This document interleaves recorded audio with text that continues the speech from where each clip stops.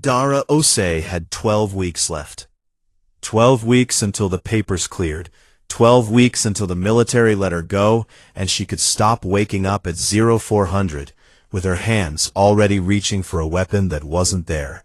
She had been counting the days on the inside of her wrist with a permanent marker, small tick marks, like a prisoner. She didn't think about what that said about her. She was sitting in Commander Ives's office when he told her about the mission. The office smelled like old coffee and recycled air. It always did.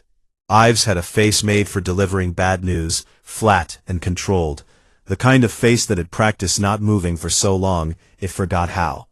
He put a folder on the desk between them and let her open it herself. She opened it. The photograph was on the first page, a woman, or something shaped like a woman, sitting in the center of a metal room. Pale. 4 eyes, 2 on each side of her face, arranged like a wide-angle camera built for seeing everything at once. She wore something that looked like it had once been formal clothes, now dirty and torn at the collar. She was not cowering. She was not crying.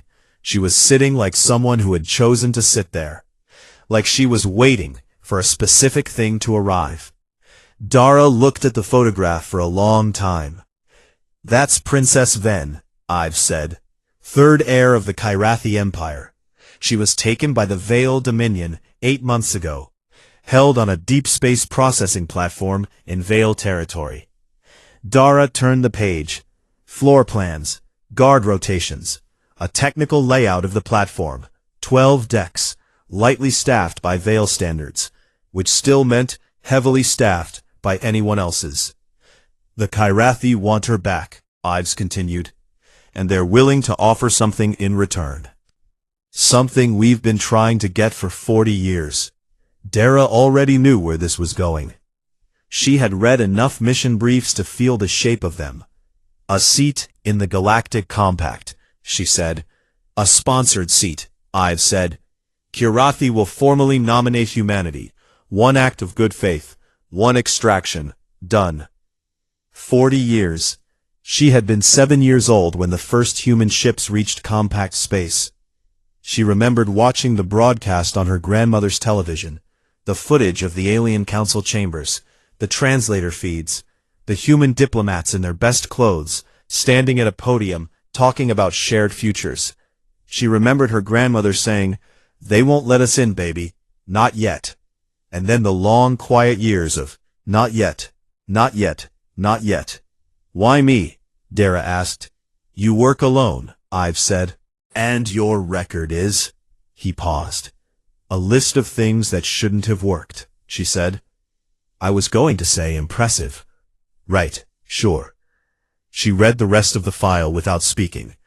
The Veil Dominion was one of the Compact's founding members, old, powerful, deeply interested in keeping humanity in the waiting room. Taking something from them was not a small action. If this went wrong, it didn't just go wrong for Dara. It went wrong for every human diplomat who had been knocking on that door for 4 decades. She thought about that for exactly as long as it took to close the folder. "When do I leave?" she asked. Ives looked at her with that flat practice face. Something moved behind his eyes, not guilt exactly, something closer to relief that the answer was yes, and something he didn't want to examine too closely underneath that. 72 hours, he said. She stood up, walked out. The shuttle to the jump point was cold and loud and smelled like engine grease. Dara had a corner seat and a cup of terrible coffee, and the mission file open on her lap. She had read it 4 times now. She was reading it a 5th. The Veil processing platform was called Station Core 7 in the translated records. It sat at the edge of Veil territorial space, near an asteroid field that messed with long-range sensors. It had been built for administrative functions, prisoner processing, data storage, the kind of quiet, unglamorous work that empires need done in places no one is watching. 400 Veil personnel, 22 guard rotations, and 1 princess in a metal room, sitting like she had chosen to be there. Dara kept coming back to that photograph. She had extracted people before. She knew the range of how they looked when they were held somewhere against their will. Some of them were broken.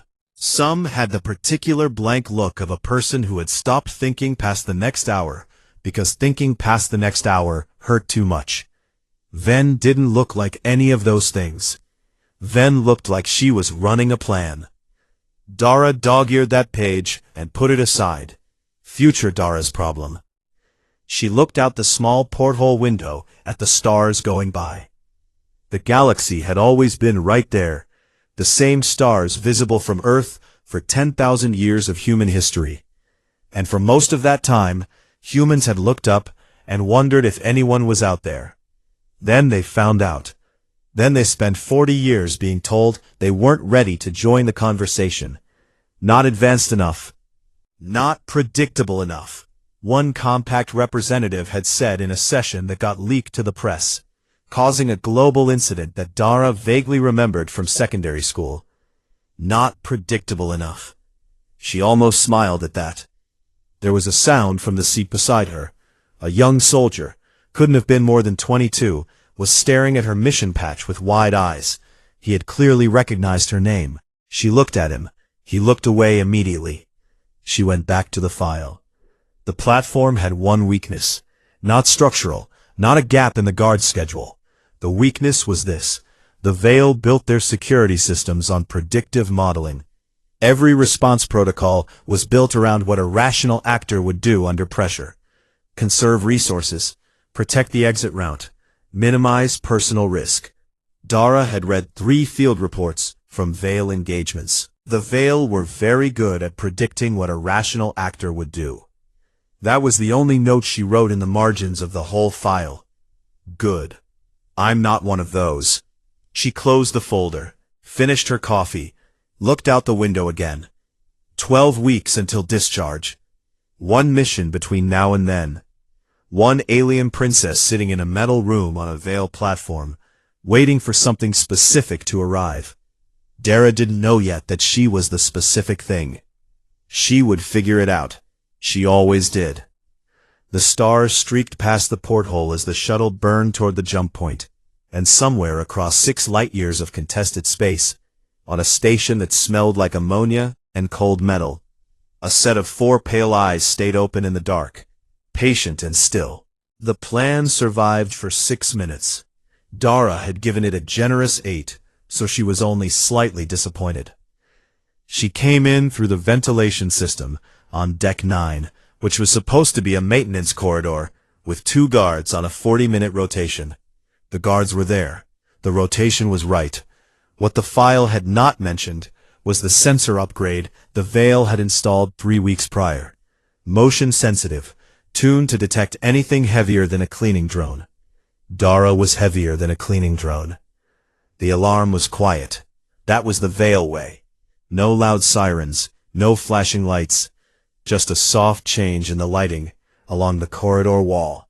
Amber to pale red, like a sunset happening in the wrong place. She saw it through the ventilation grate before she dropped down. She dropped down anyway, because the exit route was now behind her, and Ven was 4 decks below, and Dara had exactly the kind of brain that once pointed at a problem, found it very difficult to point at anything else. She moved, Deck 9 to Deck 8 down a service ladder, the kind of ladder not built for human hands. The rungs too wide, the spacing wrong. She made it work. Deck 8 had 2 guards turning a corner, and she went flat against the wall, behind a storage unit that smelled like ammonia, and something burned. They passed. She moved again. The combat AI that ran Station Core 7 security flagged her position 3 times in the first 10 minutes. Each time, it ran her behavior through its tactical model. Each time, it came back with the same output. No rational actor proceeds deeper into a compromised facility. Each time, it marked the reading as a sensor error and recalibrated. The 4th time, it escalated to the duty commander. By then, she was on Deck 5. The cell block on Deck 5 had a long corridor with white walls and low light. There were 6 cells. 5 of them were empty. The 6th had a faint glow coming from under the door. Not artificial light. Something softer. Something that pulsed slow and steady, like a very calm heartbeat. There were 4 guards outside the door. There should have been 4 guards outside the door. She had the file memorized. What the file had not mentioned was that 3 of the 4 were standing a strange distance from the door, backs against the opposite wall, looking at the floor. Not unconscious. Just standing there, quiet and still. The way people stand when they are trying not to cry in front of someone. The 4th guard was pressed close to the door grate, speaking. Dara stopped at the end of the corridor. She watched. The 4th guard spoke for another 30 seconds, a low, halting sound, something between confession and apology. She couldn't understand the language. She didn't need to. She knew the tone.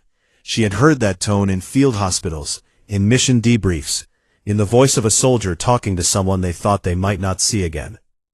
From inside the cell, a soft sound. An acknowledgement.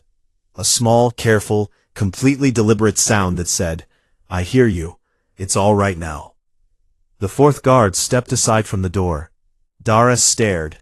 Outstanding, she said, very quietly, to no one. She moved down the corridor fast. The 3 guards against the wall looked up at her. She braced for the fight. But they were slow, fog-eyed, like people waking from a heavy sleep. She put 2 of them down before they fully registered she was there. The 3rd swung wide, and she went under it, and the 4th was already stepping clear of the door, hands raised, not in surrender, in something more complicated than surrender. She didn't stop to figure it out. She hit the door panel, the door slid open, and she went in. Ven was sitting in the center of the room, cross-legged, hands resting on her knees. The pale glow was coming from their skin, faint, rhythmic, visible at the wrists and throat, like something living underneath. 4 eyes, calm and wide, took Dara apart in approximately 1 second. Dara took Vane apart in approximately 1 second in return. The file had said, non-combatant, politically significant, requires extraction. The file was wrong about at least one of those things. Sergeant Osei, Vane said. Her voice was low and clear. Her translated words carried a faint harmonic, like 2 voices placed directly on top of each other. I was beginning to think they sent no one. I was delayed, Dara said. We need to go, now. Vane rose from the floor in one smooth motion. No stiffness, no hesitation. 8 months in a cell, and she moved like someone stepping out of a car. They went, Deck 5 to the service hangar on Deck 2. Dara set the pace, and Vane kept it, without being told, which Dara noted and filed quietly away. The alarms were not soft anymore. Full station response now, red light everywhere, the sound of boots on metal coming from above. They came around a corner and ran straight into a Veil patrol. 5 soldiers. Dara didn't stop moving. She hit the first one at full speed, and the math got loud and close and physical for about 45 seconds. Ven was not behind her when she turned around. Ven was beside her. She had put the last soldier down with 2 precise strikes. Not human technique, not Veil technique. Something that looked like it had been designed specifically for bodies with exactly that bone structure. She straightened up and looked at Dara. I have been waiting 8 months, Ven said simply. I was not going to spend the exit watching. Dara looked at her for a full second. Fair, she said. They ran. The hangar was a tight mess of Veil couriers and maintenance craft. Dara had a target picked from the layout.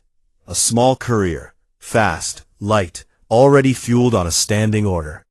She moved toward it, and in the narrow gap between 2 ships, her boot caught a floor plate, and she went sideways, hard, and Ven caught her. Skin to skin, Dara's hand, Ven's wrist. 3 seconds. Something moved through Dara's skull, like cold water going the wrong way. Images without context, sounds without source. A long, quiet war happening at the edges of her understanding. Too big to hold, gone before she could look directly at it. She felt like she had been handed a book in a language she didn't read, and then it was taken away. Then made a sound like she had been struck, short, sharp, and then controlled, the way someone controls something that surprised them. They looked at each other. Dara opened her mouth. Later, then said. They ran for the ship. Dara's hand was shaking as she hit the ignition. She told herself it was adrenaline. It was an easy thing to tell herself. She had been telling herself easy things for 2 years. The courier broke from the hangar into open space. The stars were everywhere. The jump point was 6 hours out. Behind them, Station Core 7 lit up its entire forward sensor array and started to chase. The stolen Veil courier smelled like ammonia and something burned, and 4 days of bad decisions. It had 2 seats, a narrow bunk behind the cockpit, a navigation system in a language Dara could read about 40% of, and enough fuel to make 3 jump points if she flew careful. She flew careful. The Veil were behind them, and she was counting everything she had. Then sat in the co-pilot seat and watched the stars. She didn't talk much. When she did, her words were quiet and exact. No extra syllables, nothing wasted. She asked about the jump points. She asked about the fuel curve. Dara answered and then listened. And then she didn't ask again, because she had what she needed. Dara found that she didn't mind this. Silence from someone who had chosen it was different from silence left behind by people who weren't there anymore. The Veil pursuit showed up 6 hours out from the first jump point. Fast, disciplined, flying the kind of spread formation that was very good at cutting off escape angles. Dara looked at the formation on the sensor screen. She looked at it for a while. Then she flew directly at the center ship, not at the gap between them, not angling for the jump point on the outside, directly at the center ship, accelerating, which was, by any reasonable tactical model, an act of profound stupidity. The center ship broke formation to avoid collision. The 2 flanking ships adjusted. The gap that opened was not a planned gap. It was not in any pursuit manual. It lasted 4 seconds. She went through it. Behind them, the pursuit commander sent his second escalation message to his superiors. His tone was, for the first time, slightly unsteady. The response came back the same as before. She'll make a mistake. They always do. The first jump put them into a debris field, the remains of something old and unidentified. Chunks of metal, spinning slow in the dark. Dara cut the engine to minimum, and they drifted in silence for 2 hours, running cold, waiting for the pursuit to sweep past. Then used the time to sleep, or something that looked like sleep. Her eyes half closed, that faint glow at her wrists, steady and slow. When she woke up, she was the same as before she went under. Still, ready, already thinking. You flew at them, she said, not a question. It worked, Dara said. It should not have worked. I know. Then looked at her for a moment with all 4 eyes, and Dara had the feeling of being read very thoroughly, not unkindly. My people have studied humans, then said. We have files, data, and the data is wrong. Yeah, people keep telling us that. The second jump point was the bad one. A Veil intercept cruiser had looped ahead of them through a faster route, not following, cutting them off. It was sitting at the jump coordinates like it had always been there, patient and enormous. And when the courier came out of the debris field, it lit them up immediately with targeting sensors. Dara looked at the cruiser on the screen. It was bigger than anything she'd planned for. The kind of ship that didn't have a weak point in the file, because no one had bothered to look for one.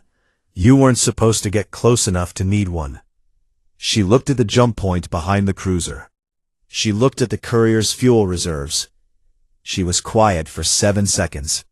Strap in, she said. Then strapped in without asking why.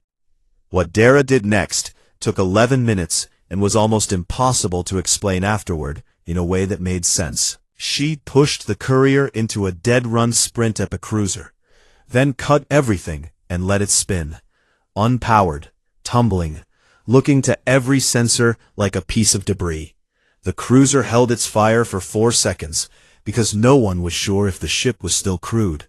She relit the engine in the spin, used the tumble to angle the exhaust in a direction that was technically the wrong direction for reaching the jump point, and the rear wash from the burn hit the cruiser's forward sensor array at exactly the wrong angle. 3 seconds of sensor blindness. She went for the jump point. She made it. She also lost 3 fingers on her left hand when a secondary shockwave from the cruiser's counterburn caught the hull and sent everything in the cockpit sideways for about half a second. It was immediately very obvious that 3 fingers were going in a direction fingers were not supposed to go. She wrapped it herself with the medkit from under the seat, kept flying. Then watched her do this and said nothing. But her face was doing something Dara didn't have the vocabulary for yet. Third night, running silent through the last debris field before Kirathi space. The ship was cold. The heating system was pulling power Dara was saving for the drive. Ven had given Dara the ship's one thermal blanket without discussion, and Dara had taken it without discussion, because 3 fingers down on your left hand uses more body heat than you expect.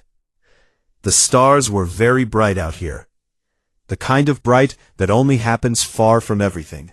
Dara was running numbers on the navigation screen, checking and rechecking the route, which she had already checked 4 times, and which was not going to change just because she looked at it again. She was keeping her hands busy, because when her hands weren't busy, the dreams from the last 3 nights came back behind her eyes, even when she was awake. The images without context, the sounds without source, the long, quiet war she couldn't understand. She did not ask Vane about it. Vane asked about her. "You lost people," she said. Quiet, direct. Dara's hands stopped on the screen. She was quiet for 11 seconds. She counted them without meaning to. "They were better at this than me," she said. Vane didn't push. She received the answer, the way she had received the 4th guard's confession on the station, completely, without condition, and was still. Dara went back to the navigation screen. But something in the ship felt different after that. Not warmer, not fixed, just different. Like a sound you didn't know was present until it changed. Ven looked out at the stars and the slow-turning debris, and something moved behind her 4 pale eyes that she did not share yet. She was building something carefully. She had been building it since the moment Dara's hand caught her wrist on the hangar floor. A word, a new word. Her language had a word for strategy, a word for courage, a word for the particular strength that comes from very old grief. She didn't have a word for what Dara was. She was getting close, though. In 5 hours, it would cross into Kirathi space.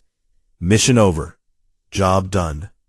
Dara would get her handshake and her papers and her discharge, and 12 weeks of freedom she hadn't figured out what to do with yet. That was what was supposed to happen. Dara looked at the stars and didn't sleep. The word Van was building got another syllable in the dark. Kirathi space was beautiful in a way that felt like an apology. The border system had 3 suns, 1 yellow, 2 smaller and red, arranged in a wide, slow orbit that painted everything in amber and rose. Dara came out of the last jump point, and the light hit the cockpit, and for a moment she just sat there, hand-wrapped, tired all the way through her bones, looking at 3 suns doing their ancient, patient work. Then the Kirathi reception fleet showed up on the sensor screen, and the moment ended. 12 ships, formal formation, an escort, not an interception. They were expected. A channel opened immediately, smooth and prepared, and the Kirathi diplomat on the other end spoke in translated standard and said welcome and well done and the Empire is grateful, all in the pleasant, even tone of someone who had rehearsed this greeting and was satisfied with it. Ven was quiet through the whole exchange. Dara watched her in her peripheral vision. That careful stillness, present since they crossed the border, was different from the stillness in the cell on the station, different from the stillness in the cold ship in the debris field. This was the stillness of someone who knows what comes next, and has thoughts about it that they are keeping to themselves. Future Dara thought, still a lot to deal with. They were docked inside an hour. The Kirathi station was clean and warm and smelled like something botanical. Not flowers, something older, deeper, like the inside of a very old forest. There was a formal reception party waiting. There was a medical team for Dara's hand. There was food, which she hadn't seen much of in 4 days. Ives was on the comms before she'd finished eating. His face on the screen was warm, pleased. He used words like outstanding and exceptional, and exactly what we needed. She sat across the table from the screen, with her bandaged hand in her lap, and ate her food, and let him talk. When he was finished, she said, "What's the actual deal, Ives?" A small pause, very small. "I'm not sure what you mean," he said. "Yes, you are." He looked at her for a moment. The warmth in his face didn't go anywhere. It just went shallow, the way warmth does when it's being maintained rather than felt. "The debrief is in an hour," he said. "All your questions will be answered then." She looked at him for a long moment. Then she looked at the wall behind the screen, which was a plain gray wall, the same gray as 100 other military walls she had sat across from in her career. "Right. Sure," she said. She closed the channel. The debrief room smelled like recycled air. Different station, same smell. She wondered if the recycled air smell was the actual smell of every conversation she was going to regret. A Kirathi official was present, senior, old, moving with the deliberate care of someone whose body had been doing this for a very long time. 2 human diplomatic attachés sat against the wall, looking at tablets, not at her. Ives was on the screen again, larger this time, more formal. They told her about Ven. Not the princess version, the real version. Ven was a biological archive. It was not a metaphor, it was literal. The Kirathi encoded genetic memory across generations, layered into the biology of their high-line heirs. 800 years of it. Ven carried in her cells a complete record of a century-long veil occupation of Kirathi border worlds. Not testimony, not history files, not someone's account of events. Cellular record, the kind that could not be edited. The kind that could not be called a lie. It was, the Kirathi official explained, the most significant piece of evidence ever encoded in a living being. Significant how? Dara said. The official folded his long hands together. Presented to the Galactic Compact, it constitutes proof of crimes against member species. The Veil would face full tribunal proceedings. So present it, Dara said. That is not the intent, Ives said. She looked at the screen. The archive, Ives said carefully, has more value as a private instrument. Shown to the Veil in closed session, proof of what we hold. It allows for negotiation. Territory, trade access, political concessions. The Kirathi gain considerably. Humanity gains its compact seat. And the Veil? Get away with it, Dara said. Nobody said anything. The wall behind Ives's screen was also gray. She noted that. It is not our evidence, Ives said. It belongs to the Kirathi. We are guests in this process, Sergeant. We came in to do a job. The job is done. She sat with that for a long moment. And the Kirathi knew this was the plan, she said. Not a question. All parties were briefed before your deployment, Ives said. His voice was still controlled, still flat, still that practiced nothing. She thought about the photograph. The princess sitting in the center of the room, still, waiting for something specific. She thought about whether Ven had known. She thought about 8 months in a cell and 4 days in a cold, stolen ship. And she thought about the 4th guard at the door confessing something in a language she couldn't understand. And she thought about the images that moved through her skull every night that she had not told anyone about. She stood up. "Debrief's done," she said. "Sergeant, I'll be in my quarters." She found Ven on an observation deck near the top of the station. The three suns were low now, amber and red, painting the floor in long colored bars of light. "You knew," Dara said. Ven didn't turn around. "I suspected. I did not know the details. Does it bother you?" A pause, not long. "Yes," Ven said. "And no, the evidence is real. The crimes are real. My people suffered them. Whether the world knows or the Veil simply fear, my people gain either way." Dara looked at the suns. "But you don't love it." "No," Ven said. "I don't love it." They stood there a while. Then Dara said, "The contact. In the hangar. Something came across." Ven turned, all four eyes fully on her. "A copy," Ven said quietly. "Partial, fragmented. We didn't know it was possible. The transfer isn't supposed to work between species. The biology is too different. And yet. Dara looked at her wrapped hand. "The dreams I've been having. That's what that is." "Yes. 800 years of your people's pain," Dara said, "living in my head." Van's expression was something Dara couldn't read, and didn't try to.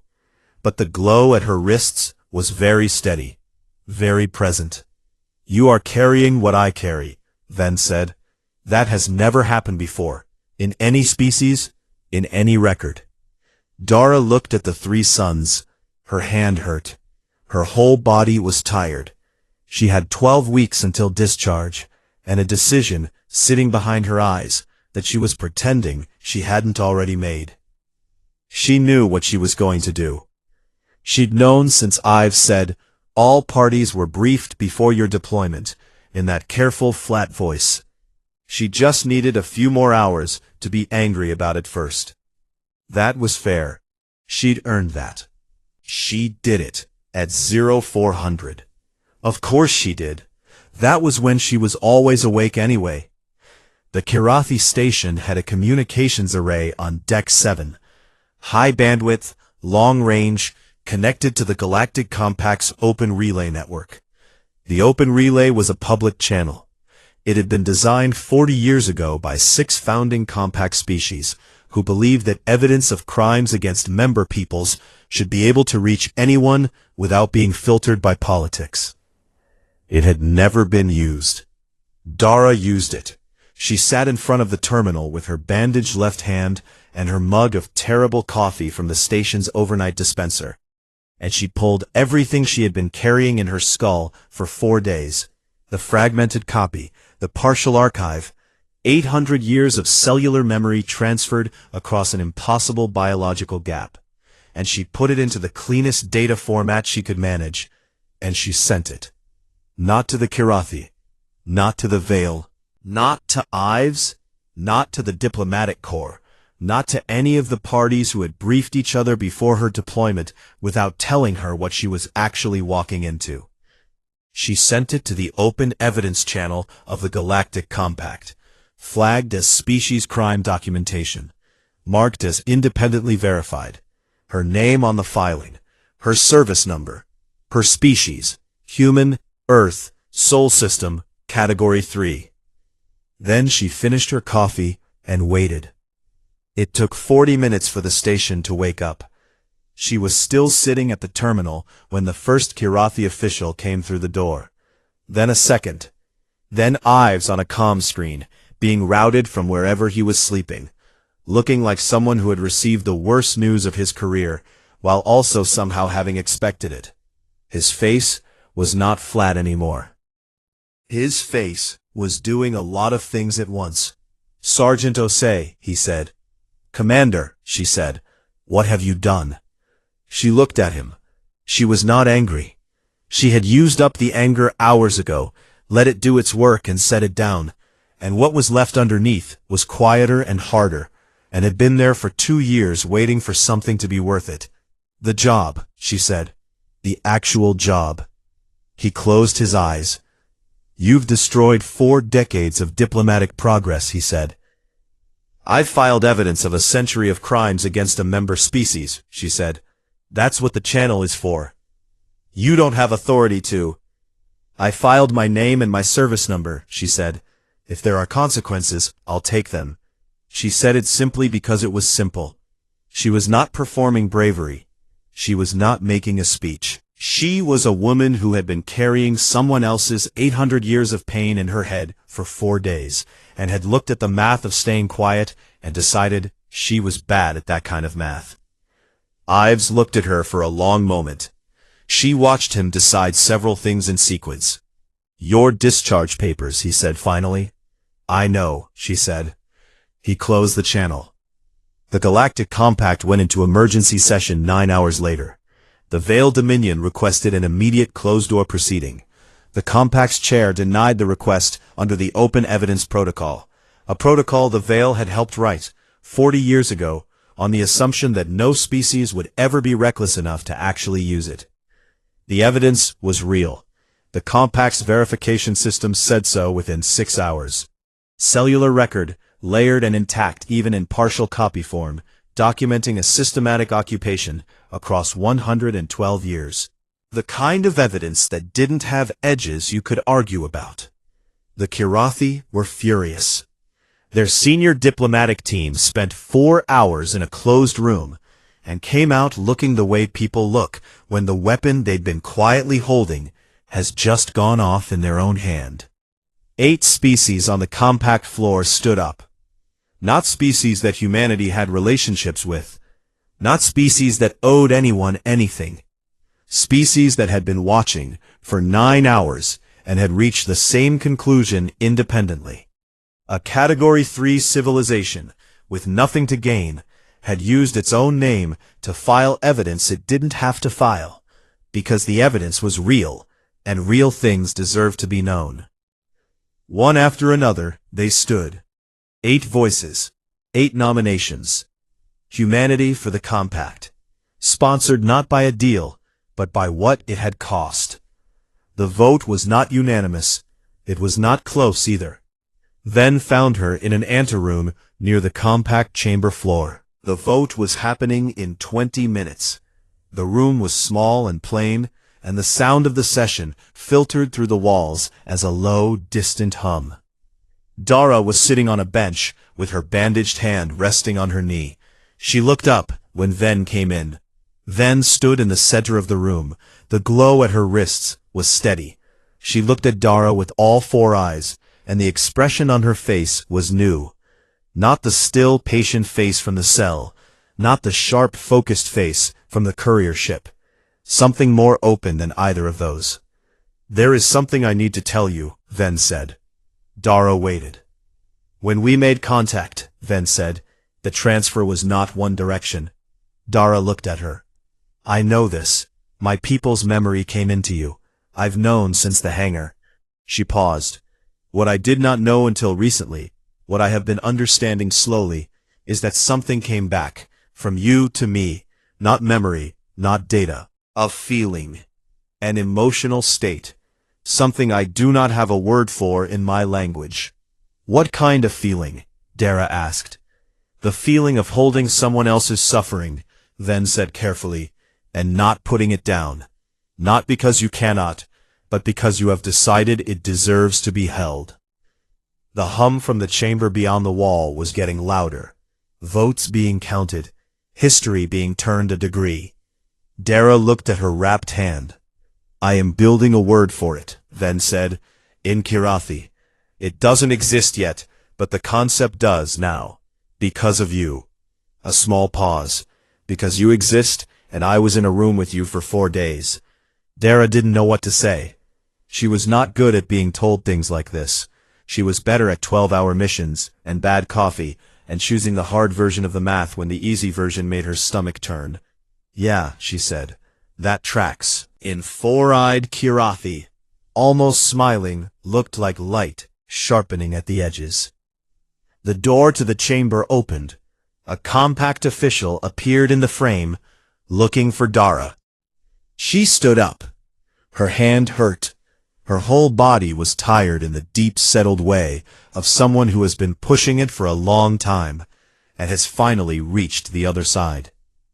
She was 3 years past the end of the person she'd been when her team died, and she was still here, which some mornings felt like punishment, and some mornings felt like something else.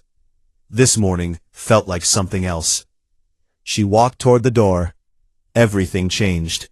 Not the politics, though the politics changed too. Not the compact seat, or the veiled tribunal proceedings that would drag on for years, or the Kairathi Empire recalibrating its strategy in the new shape of the world. What actually changed was smaller and stranger than any of that. Somewhere in the biology of a Kairathi princess, a new word was taking root. A concept that had never existed in her language before. A piece of human experience planted in an alien mind by accident, by contact, by 4 days in a cold, stolen ship between the stars. Whatever it meant to be human, the stubborn, inconvenient, irrational choice to hold someone else's pain and not put it down, was loose in the galaxy now.